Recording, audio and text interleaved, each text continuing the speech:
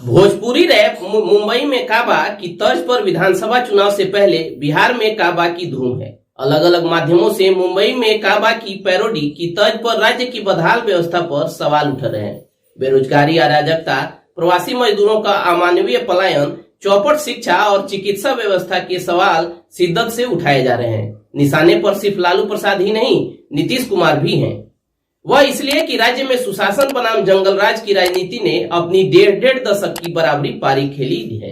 सवाल पूछने वाली मुख्यतः युवा आबादी, वह युवा आबादी जिसकी मतदाताओं में 1/4 की हिस्सेदारी है। ऐसे में कोई कुछ भी दावे कर ले, इस बार का बिहार विधानसभा चुनाव दिलचस्प होने वाला है।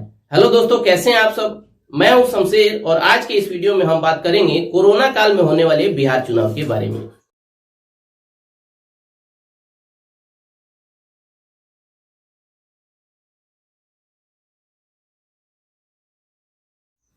दोस्तों, इस दिलचस्प चुनाव में दोनों पक्षों के अपने अपने मुद्दों के तीर हैं, जिनके सहारे चुनावी अखाड़े के दोनों गठबंधन एक दूसरे को पछाड़ने का दांव चल रहे हैं। मगर यह सवाल बेहद अहम है कि क्या केवल मुद्दे ही बिहार चुनाव के नतीजे की दिशा तय करेंगे? मगर 1990 के बाद अब तक हुए 7 विधानसभा चुनाव के इतिहास पर निगाहें दौड़ाई जाएं तो साफ है कि कमोबेश सूबे के इन सभी चुनावों के केंद्र में चेहरा ही सबसे निर्णायक रहा है। 1990 से लेकर 2005 तक चुनावी दशा दिशा मुख्य रूप से लालू प्रसाद यादव के इर्द गिर्द ही घूमती रही, जिसे 2005 में नीतीश कुमार ने तोड़ा और बीते 15 साल में उनकी टक्कर का कोई वैकल्पिक चेहरा सामने नहीं आया। अब इसे संजोग कहें या राजनीति के पहिए के घूमकर वापस लौटने का नमूना, मगर हकीकत यह भी है कि ठीक 15 साल बाद आज नीतीश कुमार की लोकप्रियता का ग्राफ बिहार की सियासी फिजा में कुछ उसी तरह नीचे आया है जैसा कि लालू प्रसाद के साथ हुआ था। ऐसे में अहम सवाल यह है कि इस बार के चुनाव किन चेहरों के इर्द गिर्द लड़े जाएंगे। सत्ता पक्ष और विपक्ष की ओर से सही अर्थों में चेहरा कौन होगा? राजद सुप्रीमो लालू प्रसाद यादव चारा घोटाले में जेल में बंद है। राजद तेजस्वी यादव को विपक्षी महागठबंधन के चेहरे के रूप में पेश कर रहा है और कांग्रेस के पास सियासी मजबूरी में इसे कबूल करने के अलावा कोई विकल्प नहीं है। मगर तेजस्वी के नेतृत्व को लेकर अंतर विरोध इतना ज्यादा है कि आरएलएसपी ने तो चेहरे के सवाल पर अंत समय में महागठबंधन से किनारा कर लिया है। फिर सियासी विशेषज्ञ भी तेजस्वी को मुख्यमंत्री नीतीश कुमार के अनुभव और कद का नेता नहीं मानते। सियासी कद के तराजू पर यह अंतर सियासी परिचर्चाओं में भी नजर आता है। हालांकि मौजूदा हकीकत यह भी है कि इस अंतर के बावजूद नीतीश की तीसरी पारी के उनके शासन ने उन्हें सुशासन बाबू के पर्याय से कुशासन बाबू के कटघरे तक पहुंचा दिया है। इसलिए नीतीश कुमार के राजग का चेहरा होने के बावजूद एनडीए गठबंधन में उनके घटे सियासी ग्राफ की चिंता गंभीर है। सहयोगी एलजेपी लगातार भाजपा को इस बारे में चेतावनी भी दे रही है। एलजेपी के चिराग पासवान भाजपा से कह रहे हैं कि राज्य में नीतीश के चेहरे का जादू गायब ही नहीं बल्कि उनके खिलाफ जबरदस्त एंटी इनकम्बेंसी है। ऐसे में भाजपा ज्यादा सीटों पर चुनाव लड़े। बीते 3 चुनावों में नीतीश राज्य के मतदाताओं की स्वाभाविक पसंद थे, मगर अब ऐसा नहीं है।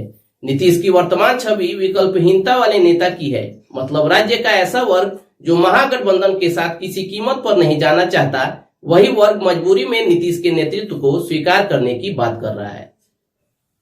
फिर सवाल है कि क्या अघोषित तौर पर प्रधानमंत्री नरेंद्र मोदी बिहार चुनाव में एनडीए का चेहरा होंगे? चुनावी अधिसूचना जारी होने से पूर्व मोदी ने जिस प्रकार चुनाव प्रचार की कमान संभाली है और जिस तरह इस अभियान में नीतीश उनके पीछे दिख रहे हैं, उसका संकेत साफ है कि भाजपा को नीतीश के चेहरे का जादू कमजोर पड़ने की चुनौती का एहसास है। एनडीए की अब तक की रणनीति से स्पष्ट है कि इस चुनाव में नीतीश भी काफी हद तक न केवल नरेंद्र मोदी की सियासी अपील पर ही निर्भर रहेंगे, बल्कि चुनाव अभियान में वे मोदी के चेहरे के पीछे से झांकते नजर आएंगे। राज्य सरकार के कामकाज की बजाय केंद्र की एनडीए सरकार की योजनाओं पर दिया जा रहा जोर भी इसी ओर इशारा करता है। एनडीए में भी आंतरिक तौर पर इस तरह के हिमायती लोगों की तादाद काफी है कि चुनाव में पीएम मोदी के चेहरे को ही आगे रखना गठबंधन के हित में होगा। हालांकि सवाल यह भी है कि क्या पीएम मोदी को चेहरा बनाने का दांव सफल होगा? यह सवाल इसलिए कि लोकसभा चुनाव के बाद जिन राज्यों में विधानसभा चुनाव हुए वहां मोदी कहीं घोषित तो कहीं अघोषित चेहरा थे, मगर परिणाम पार्टी के मुफीद नहीं आए। हरियाणा, झारखंड और महाराष्ट्र में लोकसभा चुनाव के मुकाबले भाजपा के वोटों में बड़ी गिरावट आई। दिल्ली में भी ऐसी कोशिश सिरे नहीं चढ़ी और पार्टी को एक और करारी हार झेलनी पड़ी। बहरहाल बिहार में दोनों गठबंधनों की मुख्य चिंता युवा मतदाता है। वह युवा मतदाता जो राज्य के कुल वोटरों का 1/4 हिस्सा है। यही वह वर्ग है जो राज्य की बदहाल स्थिति पर सवाल उठा रहा है। इनके हमले की जद में एनडीए और महागठबंधन दोनों है। संख्या बल की दृष्टि से इन्हें कोई भी दल हल्के में नहीं ले सकता। आरजेडी की अगुवाई वाला महागठबंधन और एनडीए दोनों इस वर्ग को लुभाने के लिए हाथ पांव मार रहे हैं। आमतौर पर छोटा भाषण देने वाले नीतीश कुमार लंबा भाषण दे रहे हैं। भाषण के दौरान बड़े बुजुर्गों और को युवाओं को समझाने की अपील कर रहे हैं। उन्हें लालू प्रसाद के कार्यकाल के कथित जंगल राज के बारे में बताने की अपील कर रहे हैं। दूसरी ओर आरजेडी के चेहरा तेजस्वी इन्हीं युवाओं के बीच बेरोजगारी, पलायन, शिक्षा क्षेत्र की बदहाली का मुद्दा उठा रहे हैं। जाहिर तौर पर इस वर्ग को साधे बिना किसी भी गठबंधन के लिए चुनावी नैया पार लगाने की संभावना नहीं है। बिहार के मतदाता भी फिलहाल सियासी दलों के लिए अबूझ पहेली हैं।